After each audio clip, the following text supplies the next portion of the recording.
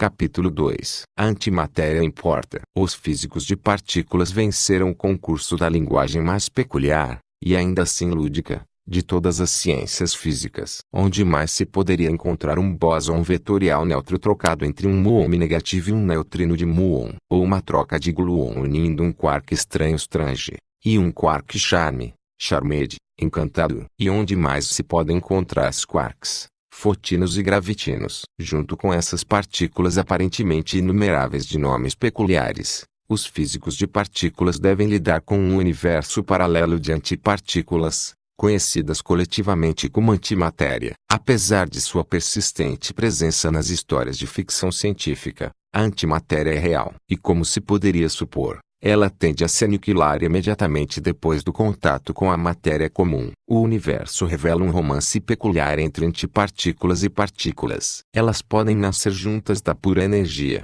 e podem se aniquilar ou reconverter em sua massa combinada de novo em energia. Em 1932, o físico americano Carl W. Anderson descobriu o antielétron, a contraparte antimatéria positivamente carregada do elétron negativamente carregado. Desde então, os físicos de partículas têm criado de modo rotineiro antipartículas de todas as variedades nos aceleradores de partículas do mundo, mas só nos últimos tempos montaram as antipartículas em átomos inteiros. Desde 1996, um grupo internacional liderado por Walter Oehlert do Instituto para Pesquisa de Física Nuclear em Jülich, Alemanha, tem criado átomos de antihidrogênio, nos quais um antielétron orbita alegremente um antipróton. Para criar esses primeiros antiátomos, os físicos usaram o gigantesco acelerador de partículas operado pela Organização Europeia para a Pesquisa Nuclear, mais conhecida pela sua sigla CERN, em Genebra, Suíça, onde estão ocorrendo muitas contribuições importantes para a física de partículas. Os físicos usam um método de criação simples: fazer um punhado de antielétrons e um punhado de antiprótons, uni-los numa temperatura e densidade adequadas, e esperar que se combinem para formar átomos. Durante seu primeiro ciclo de experimentos, a equipe de Oehlert produziu 9 átomos de antihidrogênio. Mas num mundo dominado pela matéria comum, a vida como átomo de antimatéria pode ser precária. Os átomos de antihidrogênio sobreviviam por menos de 40 nanosegundos, 40 bilionésimos de segundo, antes de se aniquilarem com átomos comuns. A descoberta do antielétron foi um dos grandes triunfos da física teórica, pois sua existência fora predita apenas alguns anos antes pelo físico nascido na Grã-Bretanha, Paul M. Dirac.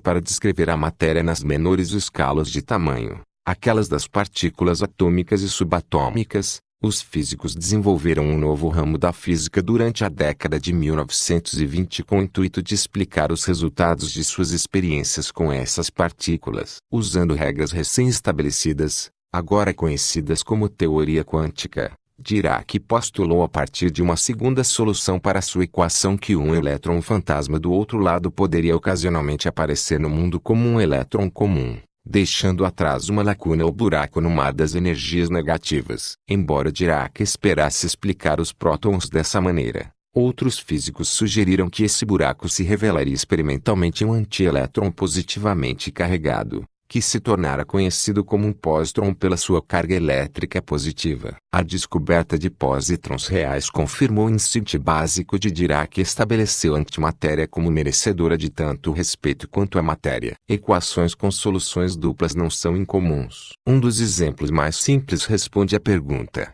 que número multiplicado por ele mesmo é igual a 9? É 3 ou menos 3? Claro que a resposta é ambos, porque 3x3 igual 9 e 3x3 igual 9. Os físicos não podem garantir que todas as soluções de uma equação correspondam a eventos no mundo real, mas se um modelo matemático de um fenômeno físico está correto, manipular suas equações pode ser tão útil quanto, e um tanto mais fácil do que, manipular o universo inteiro. Assim como acontece com Dirac e a antimatéria, esses passos conduzem frequentemente a previsões verificáveis. Se as previsões se mostram incorretas, a teoria é descartada. Mas independentemente do resultado físico, um modelo matemático assegura que as conclusões a que podemos chegar a partir dele venham a ser não só lógicas como internamente coerentes. As partículas subatômicas têm muitas características mensuráveis, das quais a massa e a carga elétrica estão entre as mais importantes. À exceção da massa da partícula,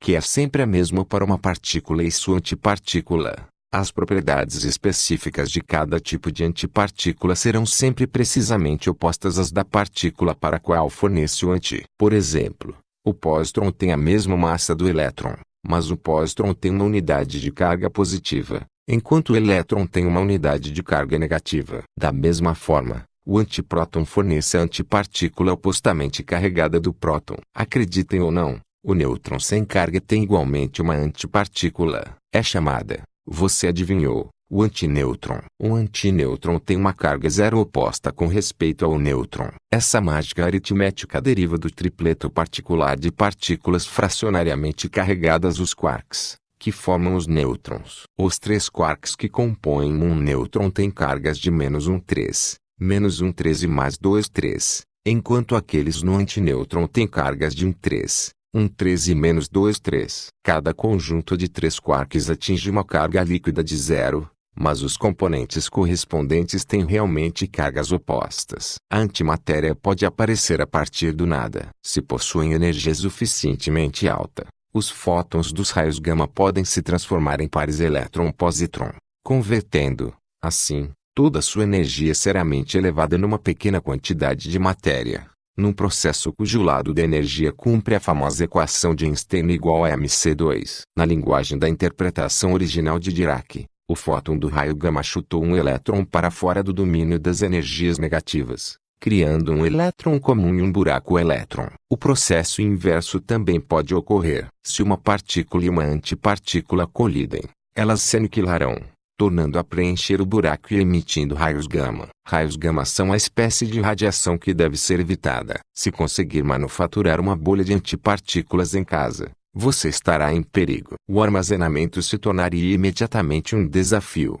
porque suas antipartículas se aniquilariam com qualquer embalagem ou saco de supermercado, seja de papel, seja de plástico, em que você decidisse confiná-las ou carregá-las. Um mecanismo de embalagem mais inteligente implica capturar as antipartículas carregadas dentro dos confins de um forte campo magnético, onde são repelidas por paredes magnéticas invisíveis mas altamente eficazes. Se embutir o campo magnético num vácuo, você poderá livrar as antipartículas da aniquilação com a matéria comum. Esse equivalente magnético de uma garrafa será também o melhor saco, sempre que tiver de manipular outros materiais hostis a recipientes, tais como os gases incandescentes implicados em experimentos controlados de fusão nuclear. O maior problema de armazenamento surge depois que você criou antiátomos inteiros, porque os antiátomos, como os átomos, não ricocheteiam normalmente numa parede magnética. Seria prudente manter seus positrons e antiprótons em garrafas magnéticas separadas até o momento em que precisar juntá-los. Gerar antimatéria requer ao menos tanta energia quanto é possível recuperar quando ela se aniquila com a matéria para tornar a ser energia. A menos que você tivesse um tanque cheio de combustível antimatéria antes do lançamento, um motor de antimatéria autopropulsado sugaria lentamente a energia de sua nave estelar. Talvez a série original da Jornada nas Estrelas na televisão e no cinema tenha materializado esse fato, mas se a memória não me engana, o Capitão Kirk vivia pedindo mais energia dos dispositivos matéria-antimatéria.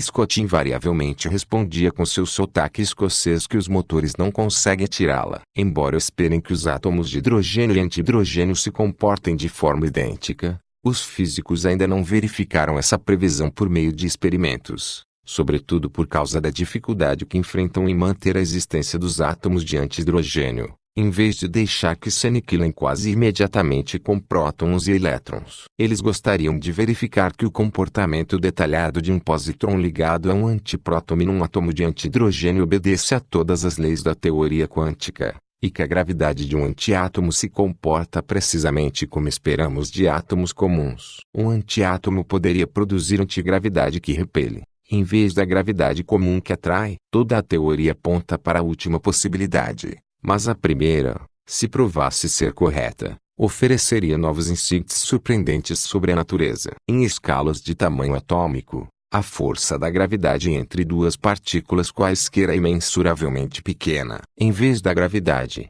as forças eletromagnética e nuclear dominam o comportamento dessas partículas diminutas, porque as duas forças são muito mais fortes que a gravidade. Para testar a antigravidade, você precisaria de antiátomos suficientes para criar objetos de tamanho comum, de modo que pudesse medir suas propriedades de massa e compará-las à matéria comum. Se um conjunto de bolas de bilhar, e, claro, também a mesa de bilhar e os tacos, fossem feitos de antimatéria, um jogo de antisinuca seria indistinguível de um jogo de sinuca. Uma antibola 8 cairia dentro da caçapa exatamente como uma bola 8 comum. Os antiplanetas orbitariam uma antiestrela assim como os planetas comuns orbitam estrelas comuns. É filosoficamente sensato, e está de acordo com todas as previsões da física moderna, presumir que as propriedades de massa da antimatéria se revelarão idênticas àquelas da matéria comum, gravidade normal, colisões normais, luz normal,